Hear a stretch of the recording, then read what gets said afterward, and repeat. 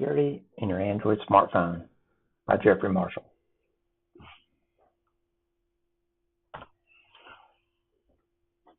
In today's society, smartphones just about touch all of our lives in some form or fashion. The Android platform on the smartphone is the most popular and widely used operating system on the smartphone. The Android OS was first put on smartphones in 2007 by Google because of its use of open standards. Since the Android OS is widely used and the use of open standards in smartphones, it represents an ideal target for malwares, hackers, vulnerabilities, and security solutions from researchers. Being that it's the most widely used, just as Microsoft had the same problem with its OS because it's the most widely used PC operating system, it became very vulnerable to attacks, hackers, malware. And so that's what really interests me about the research on this particular device. As we can see, we've got several terms here: Android OS, Google, malware, hackers, vulnerabilities, open standards, and security. I had a class a couple years ago where we hacked an Android smartphone on several occasions, and this kind of changed my whole awareness about the vulnerabilities of the smartphone. And because of that, since then I've always stuck with an Apple phone. With Android, it's very easy to gain access to it, and so therefore it's vulnerable because of its open standards. The smartphone market is continuing to grow by leaps and bounds. It is growing so fast that software developers cannot keep up with the hackers and vulnerabilities that do exist.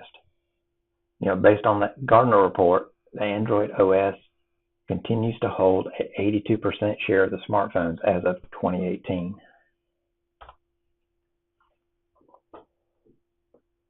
Since the release of the Android OS on the smartphone, security solutions have been proposed by academia and the industry. To help understand the current security problems of the Android smartphone, I'll review the threats and some solutions to the problem. Many reports and research break the threats into two categories, which are threats and vulnerabilities. Here are a few threats: social engineering, physical access to the drive, and network access. These are threats to the actual Android device. So let's start with social engineering attacks. We have several here: fake installer, application repackaging, application permission mechanism, application update mechanism, drive-by download, phishing via SMS, malicious advertising, and there are others. But one particular one I like is the drive-by download. This is kind of interesting. This is kind of like the guy that has got the phone in his pocket. We see this on TV shows where the guy comes up and gets close enough to where his phone can sync with the other guy's phone, and then gives him the ability to gain access or to clone the other one's device. This drive-by download is very interesting, and I'd like to try it at some point. So physical access to the device. In this type of attack, the attacker will gain physical access to the device. There's a physical drive-by download, recovery mode attack, modified charger, and cold boot attack. So network access. This type of injection uses the network and protocols to eavesdrops or manipulates the mobile data communication with the following methods, like rogue network routers, rogue base stations. Even on some of the labs, we saw where you could gain access to the network router or to the wireless base station, and then this would allow you to gain access to the devices that are connected to that base station or router. Even here at the school that I work at, Middle Georgia State, I see this a lot in the dorms where students bring in wireless access points, which they're not supposed to, but they do, and they bring them and plug them into the network. And these devices, they forget to turn off DHCP, so these wireless access points start serving out, fake addresses to the users, they're trying to use the standard wireless network, and then slowly creates problems as it starts shutting down and people start losing access because they don't have access to that device. And so we see this all the time, and it creates major network issues from time to time. So here are some of the vulnerabilities that can be exploited. Privilege escalation, man-in-the-middle attack,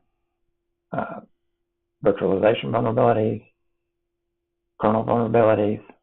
The man-in-the-middle attack, we even did in one of our labs here at CSU. We did, one of our labs on the man-in-the-middle attack, where we were able to get in between basically two people sending a message, and we were able to get in and intercept that message and even modify that message before it went to the second person.